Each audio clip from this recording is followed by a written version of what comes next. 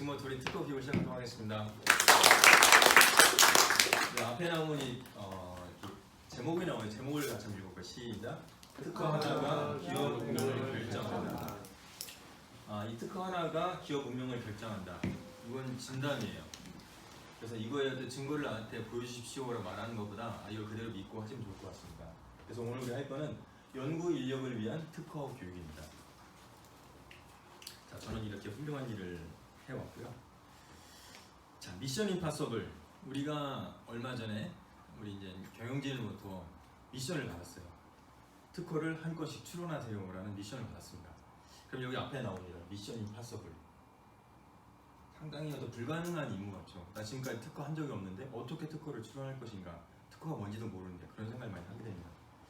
이게 이제 우리의 모습이죠. 과연 어떤 것이 특허가 되는 거야? 뭘 준비해야 되나? 나는 모르는 거죠. 왜냐면 우리가 특허에 대해서 어렸을 때 학교에서 배운 게 없습니다. 배운 게 없고 직장에 나오니까 기업에 다니다 보니까 특허가 중요하다고 그러니까 특허 추론하는 얘기를 많이 합니다. 그래서 오늘은 어떤 것이 특허가 되고 뭘 준비해야 될지에 대해서 알아보도록 하겠습니다. 자, 제가 커피를 마시기 위해서 커피 자판, 커피 이제 머신 앞에 딱 섰어요. 그 커피를 누르려고 딱 눌러봤더니 버튼이 없는 거예요. 누르는 버튼이 없는 거예요. 버튼이 없네? 어떻게 하는 거야? 이때 어떻게 될까요? 버튼 눌러야 돼. 버튼이 없는 거예요. 막 만져봐요. 막 만져봐요. 네, 좋은 방법입니다. 또 어떤 방법 있을까요? 만들어요. 예? 버튼을 만들어요? 좋습니다. 버튼을 만든다. 버튼의 방법을 모르겠어요. 어떻게 하시겠어요? 딱 나는 보통 버튼을 버튼이 생긴 상태에서 누르기만 했었는데 보니까 버튼이 없는 거예요. 어떻게 하시겠습니까?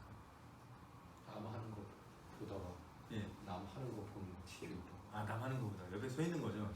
일단 이제 거기 팔짱 끼고서 옆에 아무 일도 안 하는 것처럼 커피 마시고 있지 않은 것처럼 여기 서서 이제 자, 과연 답이 뭘까요? 네, 옆 사람이 하는 것을 보고 그대로 따라하는 겁니다. 좀 기다렸어요. 기다렸더니 옆 사람이 오더니 화면을 터치를 딱 하는 거예요. 그랬더니 여기 앞에 나온 대로 버튼이 딱 생기는 겁니다. 그러더니 컵을 또 앞에다 놓더라고요. 그러더니 꼭 누르려니까 쭉 나오는 거예요. 알았어. 그러더니 그 사람이 딱 갔죠. 그 다음에 내가 가서 그걸 누르는 거예요. 그랬더니 이제 컵을 대고 그랬더니 뭐가 나오죠? 커피가 나오는 거죠. 마찬가지입니다.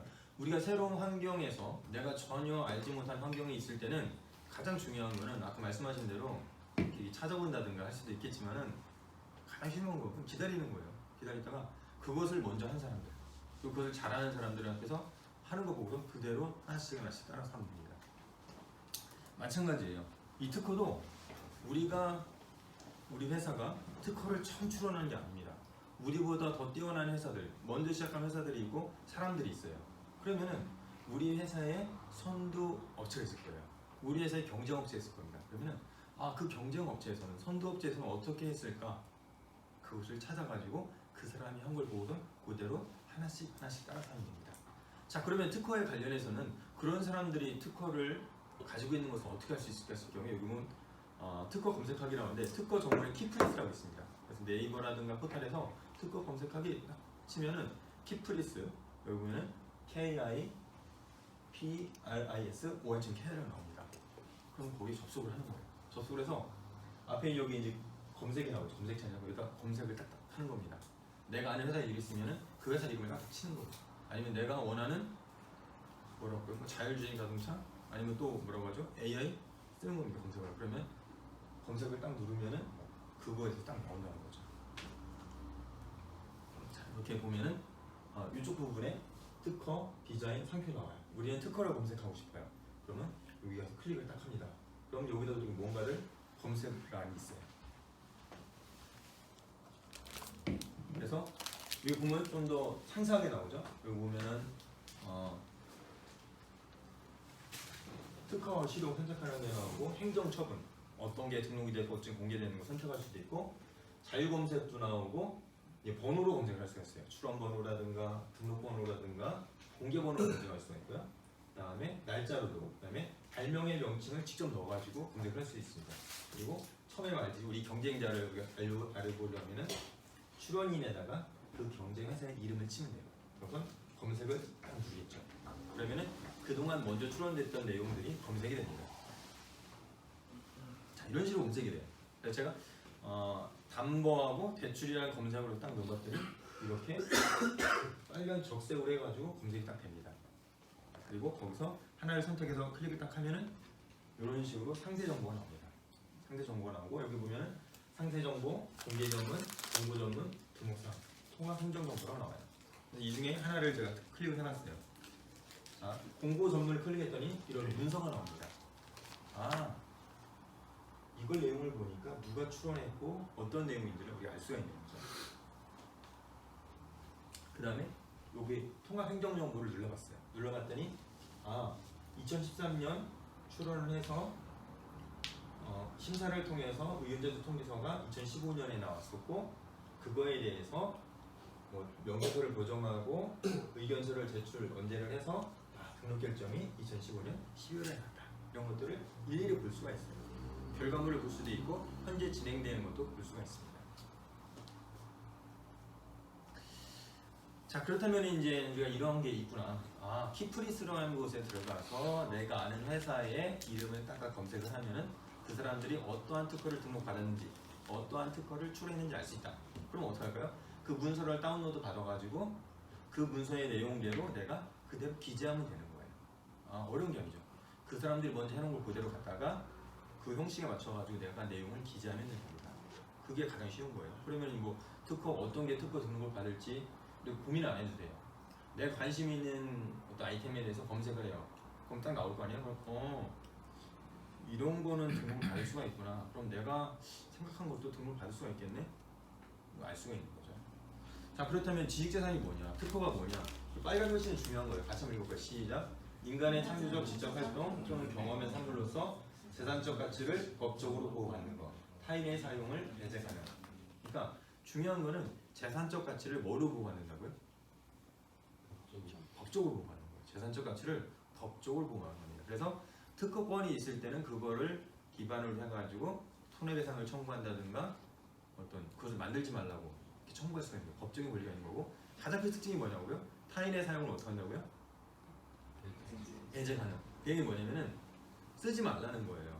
내 기술이니까 내 브랜드니까 내 디자인이니까 하지 마, 쓰지 마. 쓰려면 어떻게 해라? 돈 내고 써. 아니면 썼으니까 돈 내라고 할 수 있는 거예요. 그리고 법적인 권리라는 것들을 나타내기 위해서 지식재산권이라고 얘기를 합니다. 자, 그렇다면은 우리가 알고 있는 지식재산권은 어떤 것이 있느냐? 여기 보면은 특별히 산업재산권, 저작권, 신지식재산권 세 개로 크게 나뉩니다. 그리고 우리가 산업재산권에는 우리가 많이 들어본 특허권, 실용실험권, 디자인권, 상표권이라고 나옵니다. 그리고 한참 요즘 뜨고 있는 저작권이 많이 나와요. 그다음에 이런 것도 영업비밀이라든가 컴퓨터 프로그램이라든가 이런 것들도 역시 신지식재산권에 속합니다. 자, 그렇다면 산업재산권을 좀 알아볼 텐데요. 특허권하고 실용실험권하고 디자인권하고 상표권 많이 들어봤을 거예요. 단어들은. 아니 처음 들어볼 수도 있는데 과연 차이가 뭐냐 할 때 이런 거는 정의는 어떤 법률적인 정의예요. 그래서 자연법칙을 이용한 기술적 사상의 창작으로서 고도한 것을 발명이라고 한다. 어렵죠. 결국 뭐냐면은 특허권이라는 거는 물건과 어떤 방법에 대해서 권리를 줄 수 있는 거를 특허권이라고 해요. 특허권이고 이 실용신앙권이라는 건 특허하고 비슷한데 특허권은 방법하고 장치에 대해서 이렇게 권리를 주는 거고 실용신앙은 방법은 안 돼요. 그래서 장치에 대해서만 어떤 여기 보면은 형상과 구조를 가지고 있는 장치에 대해서만 권리를 주는 게 실용신앙입니다. 그리고 디자인 같은 경우는 보통 우리가 말하는 어떤 미감을 느낄 수 있는 디자인에서 권리를 받을 수 있는 거. 그리고 상표라는 거는 우리가 알고 있는 브랜드에 대해서 권리를 받을 수 있는 겁니다. 그 모든 제품에는 유효기간이 있어요. 그래서 이 특허권 같은 경우는 특허 출원인에서 20년 동안 내가 독점적으로 권리 행사할 수 있는 거예요. 그리고 실용신앙 같은 경우는 등록이 되면은 출원인으로부터 10년간 할 수 있는 거고요. 이 디자인 같은 경우도 역시 출원인으로부터 20년 동안 권리를 행사할 수가 있습니다. 그 상표권 같은 경우는 달라요. 등록일부터 10년 동안 권리를 행사할 수 있는데 다른 거는 다 일회성이에요. 20년, 10년, 20년 일회성인데 이 상표권 같은 경우는 10년마다 갱신이 가능합니다. 그래서 10년마다 갱신을 하면은 반영구적으로 사용할 수가 있어요. 그래서 코카콜라 같은 이름 같은 경우는 10년마다 갱신을 하기 때문에 계속적으로 쓸 수가 있는 겁니다. 자, 그럼 우리가 이제 여기서는 핵심만 중요하기 때문에 핵심상을 알아볼 거예요. 그럼 우리가 이제 회사에서 오더를 내렸어요.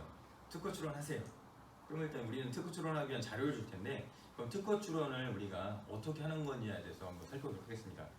일단 특허 출원의 과정을 보면은 발명자가 뭔가 발명을 하거나 아이템을 발굴을 하겠죠. 그러면 그걸 갖다가 일단 이렇게 발명을 도출한다고 그러는데 좀 어려운 말인데 발명을 뭔가 지금 착안해내는 거예요. 착안해내고 이제 그 착안한 내용들을 문서로 적어야 될 거 아니에요. 문서에 적어서 일목요연하게 그걸 이제 제안서를 적는다고 해요. 자, 제안서를 적으면은 그 제안서 내용 적은 거를 특허 사무소에다 위임을 줘요. 우리가 이런 내용을 발명 출원하고자 하는데 특허를 출원해 주세요. 그러면 이제 그거를 이제 특허 사무소에 의뢰를 하면은 특허 사무소에서는 특허 명세서라는 것을 작성을 합니다. 그래서 보통 변리사라든가 특허 사무소 직원분들이 그 명세서를 작성해요. 작성을 해가지고 우리한테 다시 보내주죠. 우리한테 송부를 해주면은 우리는 검토를 해요. 검토할 때 뭐냐면 우리가 발명한 내용들이 제대로 이 특허 명세서에 기재가 됐는지를 보는 거죠. 그 다음에 그걸 이제 발명 검토라고 하고 아니 보니까 수정사항이 있더라. 더 내용을 추가되겠다 그러면 더 내용을 추가해서 특허 사무소에다가 어떤 수정을 요청을 합니다. 그래서 그 수정이 다 되면은 그때 바로 특허 출원한다고 해요. 자, 그럼 특허 출원하는 건 뭐냐면은 우리의 기술 내용을 문서로 적은 내용들을 특허청에다가 전자 파일을 제출하는 것을 특허 출원한다고 합니다. 그러면 특허청에 제출하는 전자 파일이 있는데 그걸 특허 명세서라고 그래요.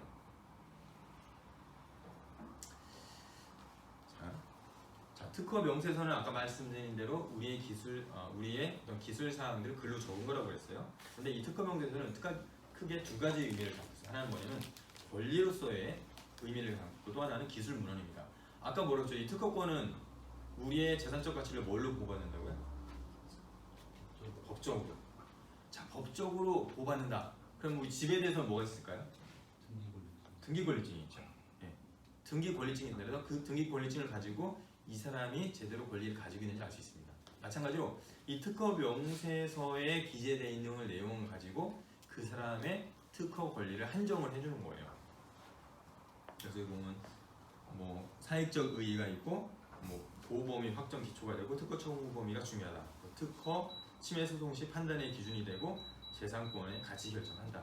그래서 우리가 뒤에서 살펴보겠지만은 이 특허 명세서의 뒷부분에 하면 특허 청구 범위라는 것이 있습니다. 특허 청구 범위에다가 내가 권리로서 보호받고 싶은 분들 글로 적는 거예요. 그래서 그 글로 적어진 내용만 그 적어진 내용에 대해서 등록이 됐을 때만 그게만 내 권리가 되는 겁니다. 자, 그리고 또 그러면 왜 이 특허에 대해서 나라에서 특허권을 줄까요? 왜 주냐면은 많은 사람들이 자기 기술을 외부로 공개를 해야만이 기술 발전이 촉진될 수 있습니다. 그래서 그 기술, 어떤 오픈된 기술을 다른 사람들이 볼 수가 있기 때문에 기술 문헌으로서의 가치가 있는 거예요. 그래서 저번에도 한번 질문하셨어요. 그러면 통상의 당업자가 실시할 수 있도록 적는다고 했는데 그럼 어느 정도 뭐 이렇게 알게 쉽게 적느냐 그런 말씀을 해주셨는데 왜냐면 이 특허 명세서라는 거는 권리뿐만이 아니라 다른 사람이 보고선 그대로 따라할 수 있을 정도로 적어야 되기 때문에 여기 보면은 모든 문서는 일단 공개가 되고 당업자라는 거는 뭐 우리가 하는 일을 비슷하게 하고 있는 사람을 당업자라고 합니다. 그래서 그 사람이 어떤 실현할 수 있는 거, 구현할 수 있을 정도로 어느 정도는 상세하게 내용을 적어야 됩니다. 자, 그래서 특허 명세서라는 걸 봤어요. 특허 명세서 구조를 보니까 이런 식으로 돼 있어요. 명세서 파일을 나중에 보실 수도 있는데 발명의 명칭이 있어요. 그다음에 이 발명이 어디에 속하는지를 기술 분야를 적고 그 기술 분야에서 기존의 기술들에도 적습니다. 그리고 이 발명이 해결하고자 하는 기술적 과제가 있어요.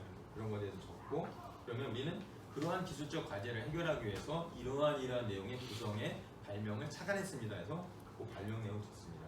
그다음에 이 밑에다가 발명을 실시한 구체적 내용에다가 쫙 쓰는 거예요. 우리 발명은 어떤 구성 요소를 가져가지고 어떤 동작을 통해서 어떤 효과를 나타냅니다. 그래서 이것들이 문서로 적혀 있어요. 그래서 뭐 짧은 거는 뭐 10페이지 정도, 어떤 경우는 뭐 20페이지, 30페이지, 40페이지, 어떤 거는 100페이지까지의 문서가 이렇게 기재가 됩니다. 자, 여기 보시면 그러면은 우리가 아까 뭐라고 그랬냐면은 우리가 기술 내용을 적어가지고 특허 사무소에서 특허청에 제출하는 거를 특허 출원이라고 했어요. 그러면은 특허청에서는 기업에서 또 개인이 제출한 이 특허 문서에 대해서 심사를 하게 돼요.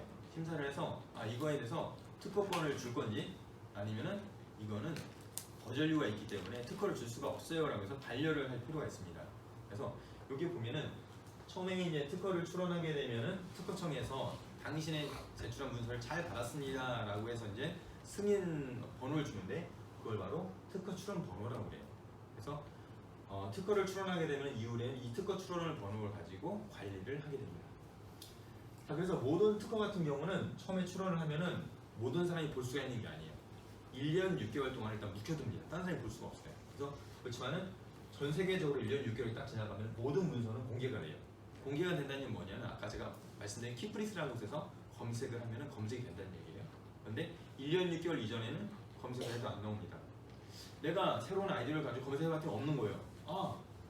이거 아무도 없구나. 아직까지 아무도 발명하지 않았구나. 그걸 알려드리면 지금부터 1년 6개월 이내에 있는 거는 아직 출원했다 해서 검색이 안 되는 거니까. 그래서 최소한 지금 검색이 안 되면 1년 6개월 이전에는 다른 사람이 아무도 개발을 안 했구나. 그렇게 생각하면 하시면 되겠습니다. 그래서 이렇게 출원을 하게 되면은 특허청에 심사관이라는 공무원이 있어요. 그래서 이분들이 심사를 하게 됩니다. 심사를 할 거는 뭘 위해 심사를 하냐면은 이거를 특허를 줄 건지 말 건지를 또 판단하기 위해서 심사를 하게 됩니다.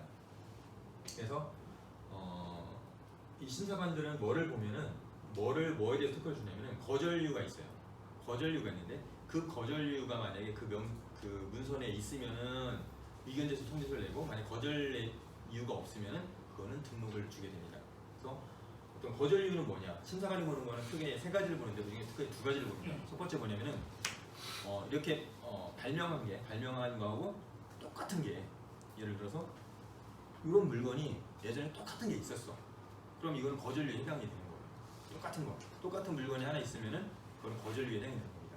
또 하나 두 번째는 뭐냐면은 보니까 이번에 발명한 내용이 이거하고 똑같지는 않아요. 똑같지는 않은데 이거하고 기존에 있던 다른 물건 또 한 가지 특징 이게 두 개를 합쳐가지고 뭔가 조합을 하면은 쉽게 만들어질 것 같아. 그러면 이것도 역시 거절료가 됩니다. 그래서 이거랑 똑같은 물건을 조금 전문적인 용어로 신규성이라고 해요. 그다음에 여러 가지를 합쳐가지고 만들 수 있는 거를 진보성이라고 해요. 그래서 만약에 신규성이 없거나 진보성이 없는 경우에는 이거는 특허 거절 이유에 해당이 됩니다. 그리고 만약에 그게 신규성도 있고 만약에 물건이 다르고 두 개를 합쳐도 만들어내기 어렵다. 그러면 그걸 바로 특허 등록이 됩니다. 자, 그럼 보통 요정 같은 경우에는 우리도 저번에 보니까 거절료가 많이 나왔어요. 심사관이 심사를 해보니까 똑같은 건 없었어요.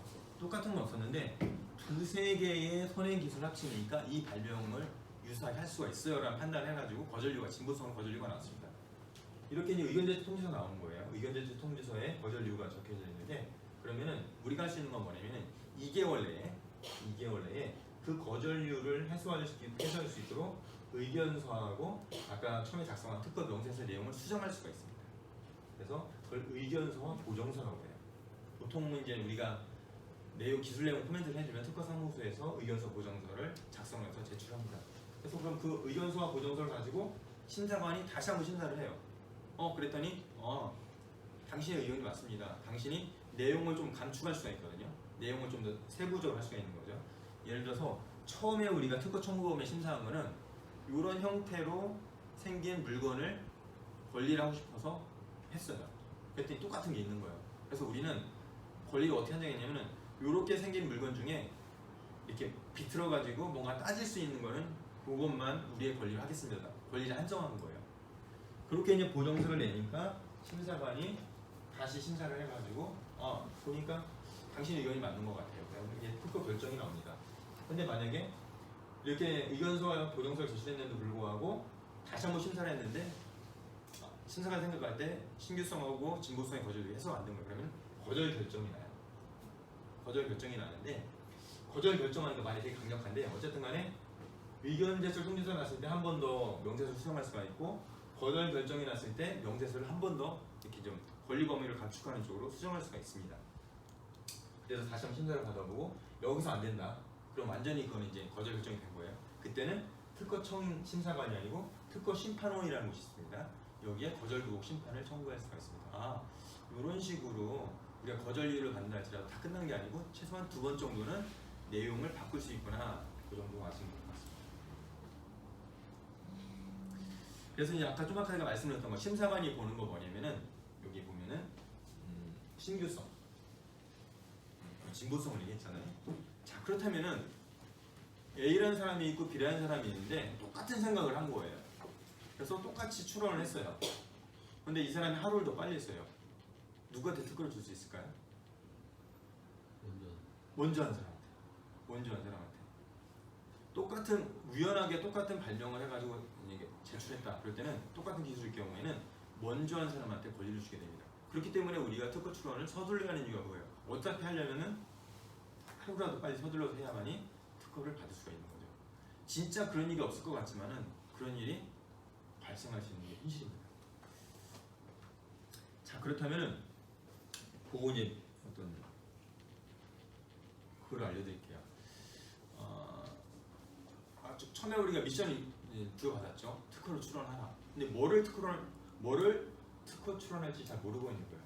이 그림을 제가 좀 많이 알려드리는데, 우리가 지금 각자마다 주어진 업무들이 있잖아요. 업무들이 있으면은 우리가 하고 있는 업무들이 실제 사업에 적용되는 부분이 있을 거예요. 그러면은 우리가 개발하고 있는 이 소프트웨어가 실제 비즈니스에 적용됐을 때 어떤 식으로 동작하고 어떻게 데이터를 주고받고 플로우를 처리하고 그런 게 있을 겁니다. 그래서 그런 것들을 실제 사업하는 것들을 가정을 하는 거예요. 가정을 하고, 아니면 내가 만약에 프로그램을 개발하는데 10년인가 20년 동안의 경험이 있는 거예요. 그러면은 내 경험상 예전에 이런 프로젝트 할 때는 이런 어려움이 있었어. 아니면은 내가 이런 거 어려움은 모르겠는데 우리가 생각할 때는 앞으로 향후에는 이런 예측되는 어려움이 있을 것 같아. 이러한 식으로 프로그램을 개발하다 보니까 이런 식으로 예측할 것 같아. 그래서 우리는 이 예측되는 어려움을 해결하기 위해서 우리는 이런 식으로 뭔가 새로운 걸 집어넣었어요. 그러니까 기존에 있던 거 말고 뭔가 우리가 머리를 쓰고 시간을 써가지고 새롭게 집어넣은 어떤 기술적 요소가 있다 그러면은 그 부분이 어떤 특허 포인트가 되는 겁니다. 그래서 그런 제가 적을 때는 불편한 점이라고 했어요. 불편한 점은 개발자의 불편한 점이 될 수 있고, 운영자의 불편한 점이 될 수 있고, 고객의 불편한 점이 될 수도 있고, 또 데이터를 처리하는 서버의 불편한 점이 될 수 있어요. 예를 들어서 우리가 코딩한 프로그램을 하다 보니까 2시간이 걸리는 거예요. 보니까 시간이 너무 걸리는 거예요. 근데 우리가 이런 식으로 프로그램을 바꾸다 보니까 2시간 걸리던 게 20분 만에 현저하게 좋아진 거예요. 그럼 이건 기술적으로 어떤 개선이 된 거잖아요. 그럼 그게 바로 특허 포인트가 되는 거거든요. 그러면 이런 부분들이 뭔가 기존 거하고 다른 뭐가 되겠구나 해서 그런 것들을 찾아가는 겁니다. 그러면 이제 어떤 첫 번째 어떤 특징적인 것들을 어떤 발견할 수가 있고, 더 파고 들어가다 보니까 두 번째적인 걸 발견할 수 있어요. 예를 들어서 뭐냐면은 처음에 우리가 이제 이 음료수를 하나 이제 있어요. 그랬더니 처음에는 어떻게 됐을까요? 이게 다른 게 있었을까요? 없었겠죠. 이 압력 때문에 예전에는 팍 이렇게 찝는 걸로 됐을 거예요. 따기가 너무 힘들었잖아요. 따기 힘드니까 이 불편한 점 어떻게 해결할까 하다가 어떤 사람이 이런 식으로 뭔가 밀폐식으로 트는 걸 만든 거예요. 그렇죠? 그 다음에 또 이제 뭐가 나왔을까요? 캔 같은 것도 나왔죠. 이게 틱 하면 딱 따지는 것도 나오고, 어쨌든 간에 여러 가지가 나옵니다. 그래서 우리가 현실적으로 불편한 점이 있다 그러면 그거는 다 발명 대상이 되는 거예요. 예를 들어서 우리가 프로그램을 개발하는데 자꾸 버그가 생겨요. 한 군데에서. 버그는 특허 출원의 대상이 될 수 있는 거예요. 이 버그를 잡기 위해서 뭔가를 해결해보고, 우리가 원래 이제 데이터 처리할 때는 이쪽에서 받아서 이렇게 처리를 했었는데 방법을 바꿔가지고 이쪽에서 이런 식으로 위에서 처리해본다든가, 여러 가지 방법이 있잖아요. 다양하게 쓸 수 있는 방법들. 그런 방법들이 효과를 나타낸다고 그러면 그것들이 다 특허의 대상이 될 수가 있습니다. 그래서 만약에 우리가 생각을 한다고 그러면 어떤 게 특허가 됩니까? 라고 묻기보다는 어떻게 하면 특허가 될 수 있을까요? 라고 묻는 게 좋아요. 왜냐면은 우리가 하는 모든 일들은 다 특허가 될 수 있어요. 어떻게? 이제 그거를 문서로 적느냐에 따라서.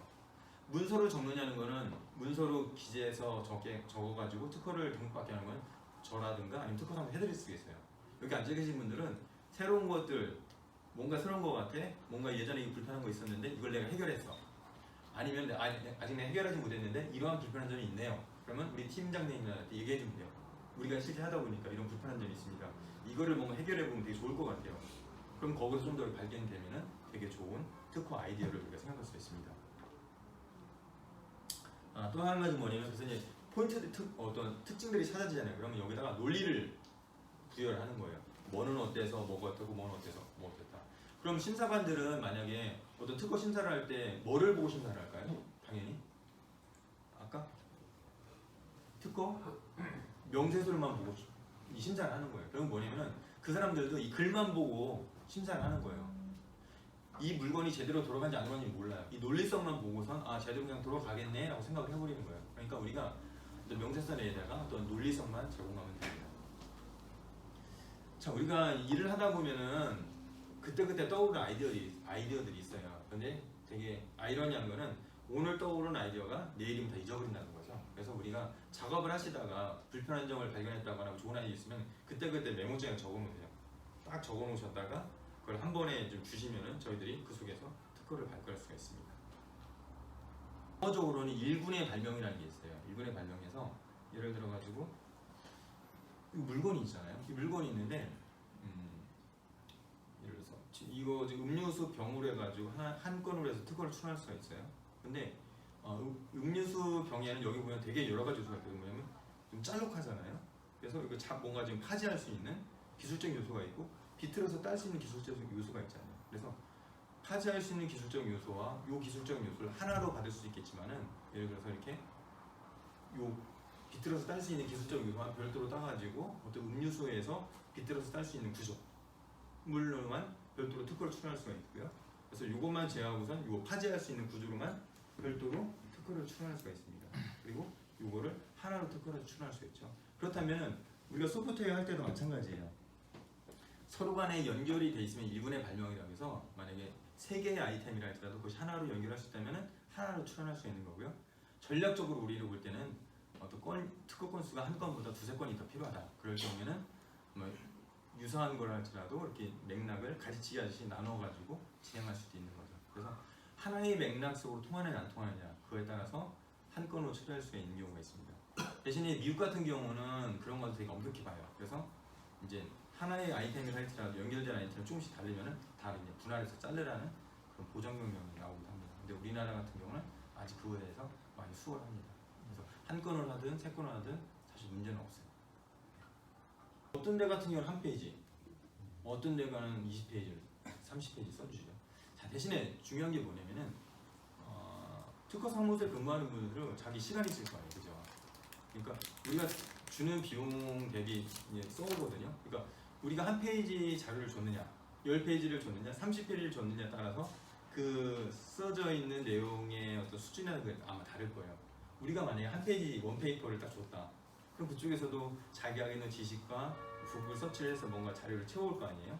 채우다 보니까 그렇지만은 자료가 우리가 준 자료가 미비하다 보면은 아무래도 적혀 있는 내용들도 역시 좀 약간 좀 디테일하지 않을 수가 있죠.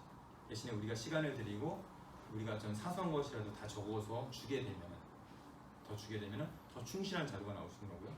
아까 우리가 보면은 여기에서 이제 의견 제출 통지를 받는다고 했잖아요. 그럼 우리가 의견서와 모형서를 제출하거든요. 예를 들어서 만약에 요거 이제 이게 발령인데 이게 거절을 받은 거예요. 이거를 이제 명세서를 썼는데 거절을 받은 거예요. 그러니까 처음에는 이런 형태에 대해서 권리 범위를 신청을 했었는데 넓게 등록이 안 된 거예요. 그럼 그때는 어떻게 하냐면 이런 형태 가진 것 중에 이런 기술적인 요소로 더 이제 세부화져서 우리가 이제 권리를 한정을 해서 이제 했거든요. 했는데 이거하고 우리한테는 뭐냐면 우리가 내용을 적을 때 되게 어떤 데이터를 처리할 때 어떤 방식으로 한다는 내용이 있고 이런 방식으로 하는데 이러한 구체적인 방법으로서는 A 방법이 있고 B 방법이 있고 C 방법이 있다는 걸 디테일하게 써주잖아요 우리가요. 그러면은 요 윗부분의 넓은 권리 못 받아도 요 하부적인 권리 있잖아요. A로 하든가 B로 하든가 C로 하는 방법. 근데 예를 들어서 A, B, C 3가지 방법을 쓸 수가 있는 선택을 쓸 수가 있는데 A하고 B 방법 같은 경우는 이미 공개가 되어 있는 거예요. 그럼 얘는 등록이 안 되겠죠. 근데 이 C 같은 방법은 우리가 썼는데 이미 공개가 안 된 거예요. 그럼 얘만으로서 우리가 특허를 등록을 받을 수 있는 거죠. 그러니까 결국 뭐냐면은 우리가 처음에 자료를 줄 때 요 외형만 적어서 한 페이지를 딱딱하게 주면은 요 A, B, C를 우리가 아마 특허 사무소 못 적을 거 아니에요. 지식이 별로 없을 테니까 이거에 대한 지식은 우리가 더 잘 아니까 그래서 우리가 가급적이면 많은 자료를 좀 줬고요. 대신에 이제 요건 있는 거죠. 여기 보시면 좀 아까 이사님께서 몇 페이지 자료를 줘야 되는 말씀하셨는데 발명의 배경이 되는 기술을 우리가 적어야 될 거 아니에요?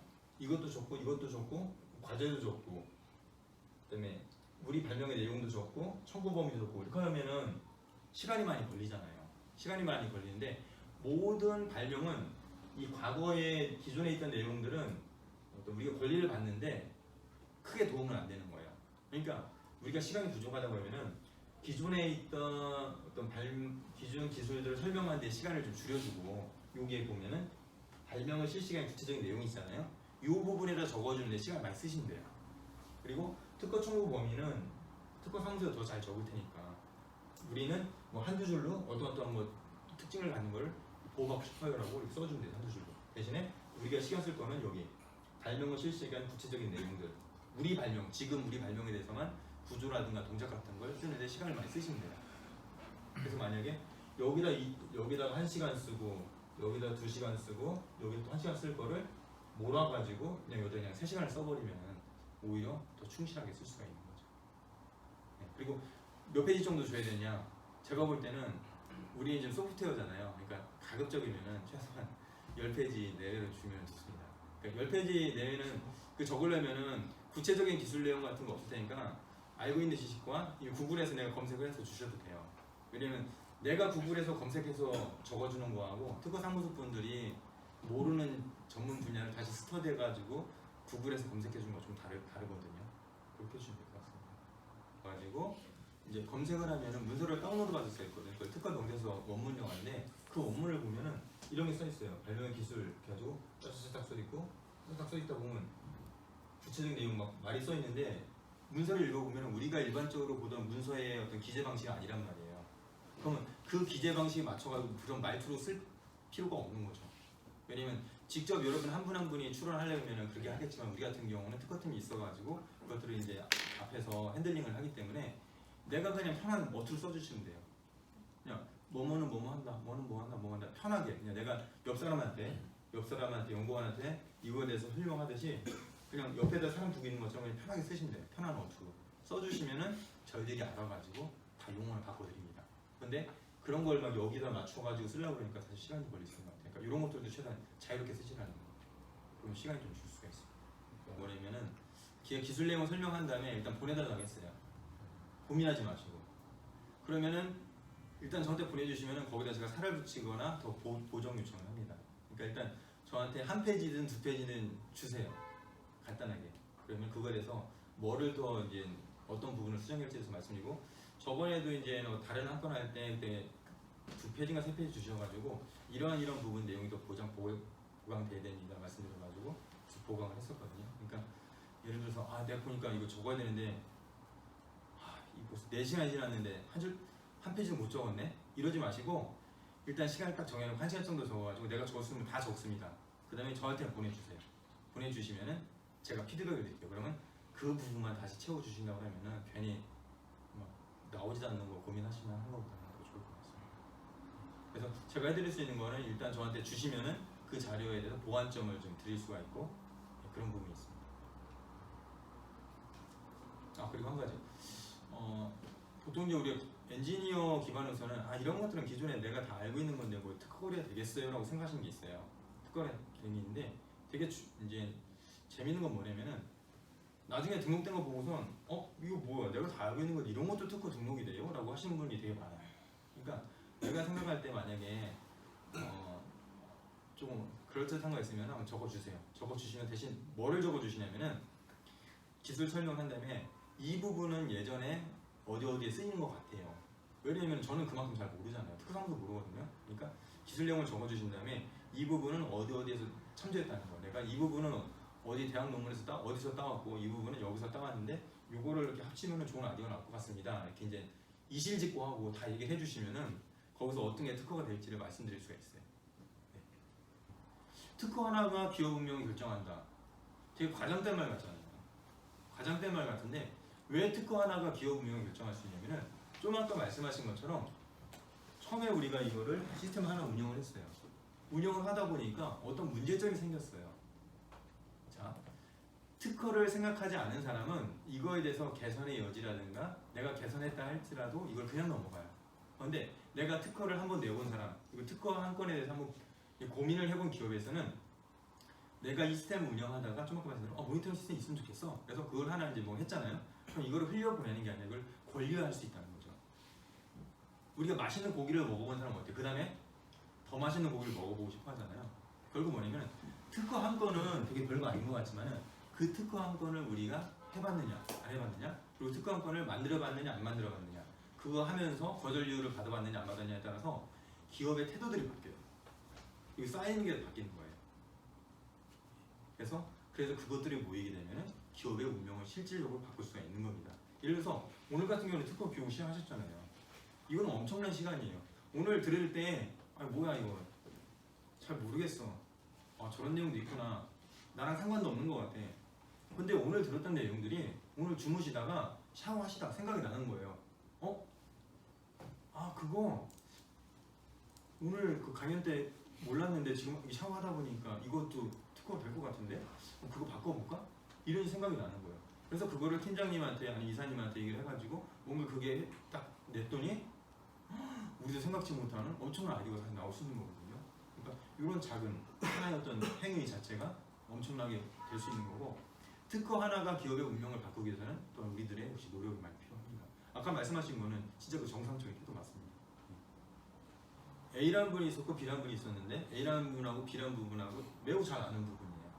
그래서 A라는 분이 특허를 출원하신다 가지고 저희들이 이제 내용을 검색을 딱 해보니까 이 B라는 분이 특허 출원한 게 등록이 된 게 있는 거예요. 그래서 그거를 드렸어요. 그랬더니 그분이 할 말이 뭐야 이거 아는 형인 거죠. 이런 걸 등록받냐고, 이거 사람이 다 아는 건데. 그래가지고 지금 진행을 하고 있어요. 이분도 이런 거 정도가 등록이 된다고 하면은 우리도 그럼 이거 붙여가지고 일단 출원하겠다. 이거 출원해가지고 등록 안 될 수도 있고 될 수 있지만 된다고 그러면 이거 땡큐 아니냐, 그런 식으로 하셔가지고 실제 등록하신 분이 있습니다. 현재 진행이라고. 이게 그러니까 그냥 널리 알려진 것 같은데도 그렇게 될 수 있다는 얘기인 거죠 지금? 그렇죠. 아까 보면은 누가 심사한다고 그랬죠? 특허 심사관이 심사하죠. 특허 심사관이 뭐를 보고 심사해요? 문서를 보고 검색을 해가지고 아니면 검색 의뢰를 해가지고 그걸 봅니다. 거기에 검색 의뢰에 걸리지 않으면은, 발견되지 않으면 일단 등록이 될 수가 있어요. 등록이 될 수가 있고, 또 한 가지 예를 드려볼게요. 보통 이제 펜을 가지고 계시는데 그거 많이 보셨죠? 이렇게 이제 지게에 달린 연필. 그게 이제 되게 몇백 년 전에 미국에서 특허가 됐던 거예요. 근데 제가 지금부터 10년 전에 어떤 거를 봤냐면은 똑같이 필기구에다가 여기 고무가 달려 있는 거예요. 그걸 제가 실용신화로 등록을 받았어요. 구조는 똑같은 것 같은데. 근데 저는 어떤 정도로 받았냐면은 이렇게 뭐라고 하죠? 이 고무가 이렇게 탄성력이 있잖아요. 탄성력이 있으니까 종이 같은 거 넘기는 거, 책장 넘기는 걸로. 어떻게 볼 때는 똑같은 것 같은데 대신 약간 차별성이 있어요. 뭐냐면은 지금까지는 여기는 지우개였지만 저는 뭐냐면은 여기다 고무는 고무인데 약간 탄성력이 있다. 그래서 특허 청구범에다가 얘는 탄성력을 가져가지고 그 미는 힘에 의해서 물체를 이동시킬 수 있다. 그런 식으로 명세를 작성한 거예요. 그러니까 어떻게 명세서를 작성하고 어떻게 꾸미냐에 따라서 그게 등록이 된다는 거예요. 자, 제가 아까 뭐라고 말씀드렸냐면은 데이터를 처리할 때 A에서 B로 처리하는 내용이 있었어요. 그것도인데 B에서 A로 우회해서 데이터를 처리할 수 있어요.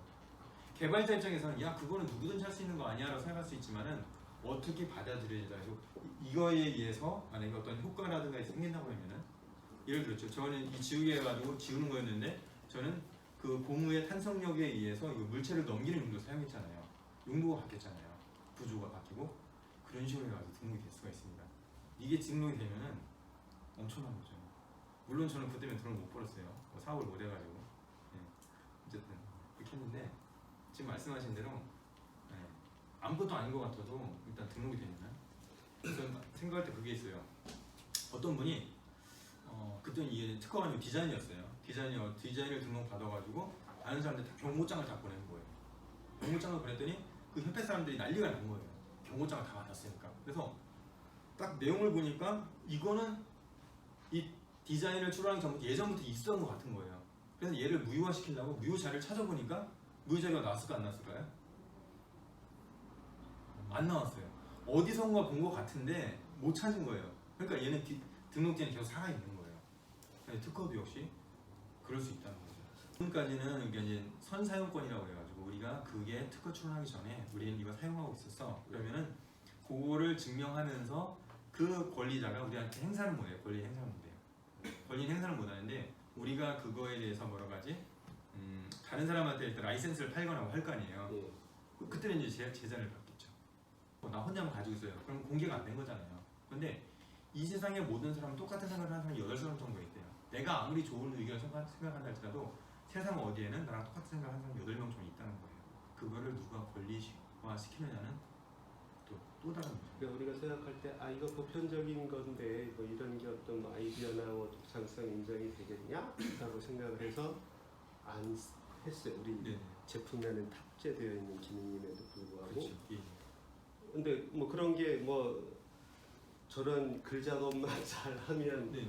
이제 인정이 될 수 있다라고 하면 굉장히 위험한 생각이 갑자기 들어서 그러면 멀쩡하게 있다가 이거 이제 우리 못하네 뭐 이런 상황이 오지는 않을까.